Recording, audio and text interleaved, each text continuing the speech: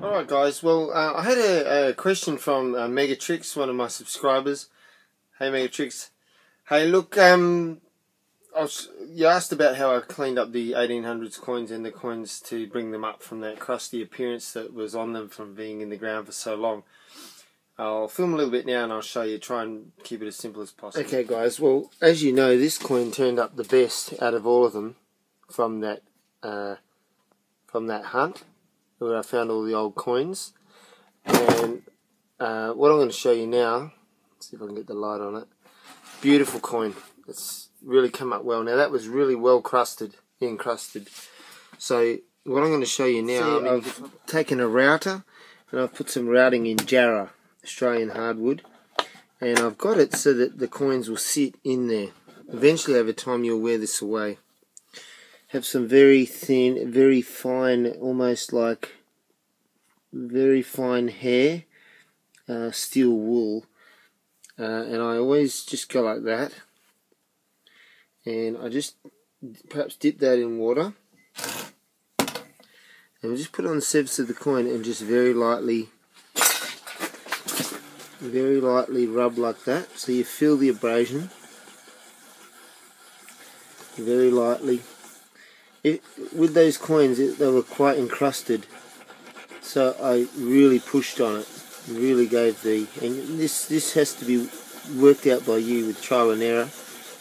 Just slowly go like that. Now this is for coins that are VG value for a coin, something like this, maybe $1 to $2. Now in the condition that it's in, it's not going to get that. So if you've got coins you just want to clean up a bit so they're presentable to show and stuff, then this can be a good method. Now just giving it a bit on King George side there, and you just keep that slow motion. If it starts to bunch up and get hard, you spread it out and just go again. Just feel that abrasion or that cutting, and you must keep it even and just circular motion so you're not scrubbing on one spot. And I just do that over a course of time, period of time. You keep checking it, you'll find that it brings up the quality of the coin. Now I don't know if you can see, we're starting to get some definition there, a bit more clarity.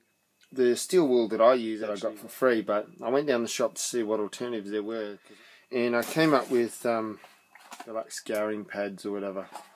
It's like steel wool pads, because that's pretty close to what I've been using.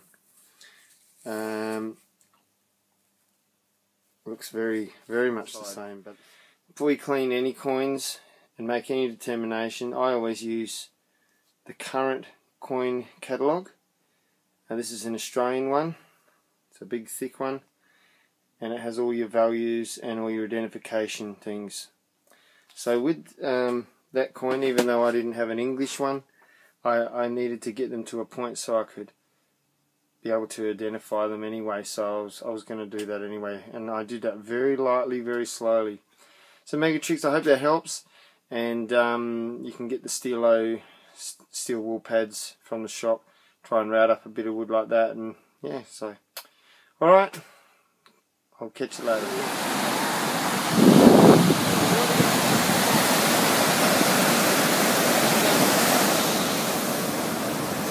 Okay guys,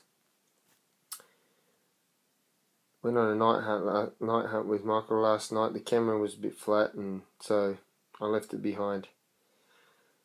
But went to a school, and nearly every signal, as you can see here, bar a few, was $2 and $1 coins.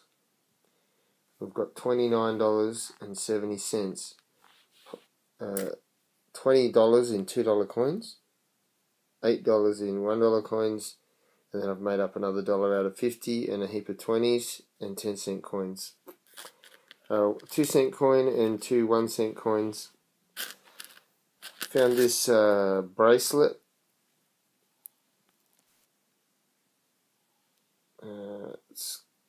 I think it's cheap. I don't think it's really anything fantastic, but it's quite nice to look at. Flowers and things. Found that. And found this under the grass, probably about, sorry I haven't got good light, but it's the back of an amphibious craft. That's what I've worked out. An army duck, because you can see where the wash comes through here, propeller or whatever. And the back wheel would be here somewhere, going into the water.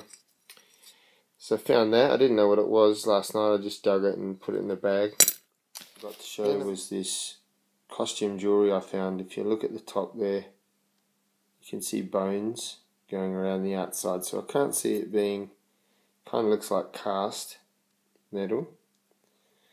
Like bones decorating the outside, and it kind of reminds me of with a stone in the middle, and you can have a around your neck through the loop. When I first got it, it had quite a very strong, when I got the dirt off, a gold appearance. There's no writing or anything. It's been hit by a lawnmower, whoosh, with a blade. It was about that deep in the ground. But yeah, you could see there was a stone or something in the middle being held by that, but that's long gone. It's probably on the impact it got smacked off. But it even has little bones, I think, around that inner section. So my thought would be this is Halloween costume jewellery, kind of like what Dracula has around his neck with a stone in it, that sort of thing. Okay, I just thought I'd show you that. I went for a hunt with Stephanie and a couple of demolished houses. Now I found a this is, you can't see, but it is a kangaroo. Oh, there you go. I've scraped it. 1952 kangaroo, Australian kangaroo penny, 1 penny. So yeah, and I got a 2 cent and a 5 cent. It was on top of the ground. Then this rang up like 70 something, and it's some kind of a washer type thing. So yeah. And then this came off about 75-80, and it's a Elders Rural Finance. It's like a keychain thing for your keys.